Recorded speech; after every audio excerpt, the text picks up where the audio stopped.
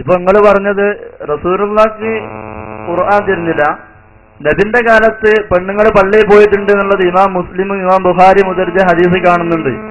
അപ്പോ റസൂലുള്ളാഹിക്ക് ഖുർആൻ തരുന്നില്ല, റസൂലുള്ള സുന്നത്ത് ജമാഅത്തിന്റെ ആളല്ലാന്ന് അപ്പൊ നിങ്ങൾ പറഞ്ഞിട്ടുണ്ടോന്ന്?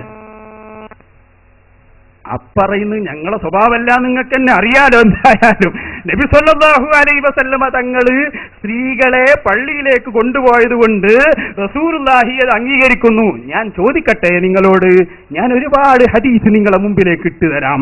ആ സദസ്സിൽ നിങ്ങൾക്ക് കാണാം നബി സല്ലല്ലാഹു അലൈഹി വസല്ലമ തങ്ങളെ കാലത്ത് കള്ള് കുടിച്ച് റസൂലുള്ളാഹിന്റെ സമീപത്തേക്ക് വന്ന ഒരുപാട് സംഭവം ഞാൻ ഹദീസിൽ വെച്ച് പറഞ്ഞു തരും. അതിനൊന്നും റസൂൽ അപ്പം നിരോധിച്ചിട്ടില്ല.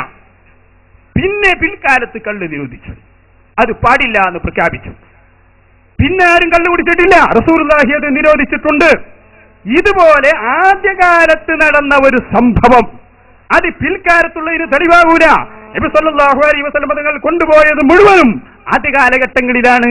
സ്ത്രീകൾക്ക് പള്ളിയിൽ പോവാൻ അവകാശമുണ്ടായിരുന്ന റസൂലുള്ളാഹി അനുമതി കൊടുത്തിരുന്ന കാലം. പക്ഷേ പിന്നെ അത് നിർത്തൽ ചെയ്തു.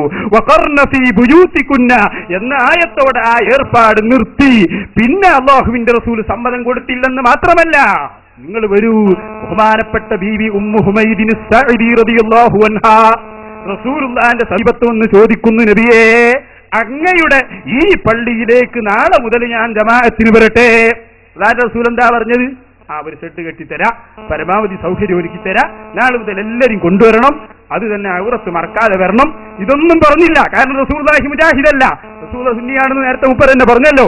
അതുകൊണ്ട് നബി തങ്ങൾ പറഞ്ഞു, പെണ്ണേ പിരിഞ്ഞു പോവണം, നീ പറഞ്ഞു കൊടുക്കണം, സ്ത്രീകൾ അവരുടെ വീടിന്റെ ഉള്ളിൽ വെച്ച് നിസ്കരിക്കലാണ് ഏറ്റവും ഉത്തമമെന്ന് ബഹുമാനപ്പെട്ട മുഹമ്മദ് റസൂലുള്ളാഹി. അതുകൊണ്ട് റസൂൽ സുന്നത്ത് ജമാഅത്തിനെതിരായി പറയില്ല.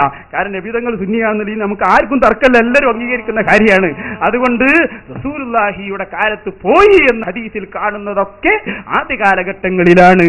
പിൽക്കാലത്ത് പോയതായി നിങ്ങൾക്ക് തെളിയിക്കാൻ സാധ്യമല്ല എന്ന് ഓർമ്മപ്പെടുത്തുന്നു.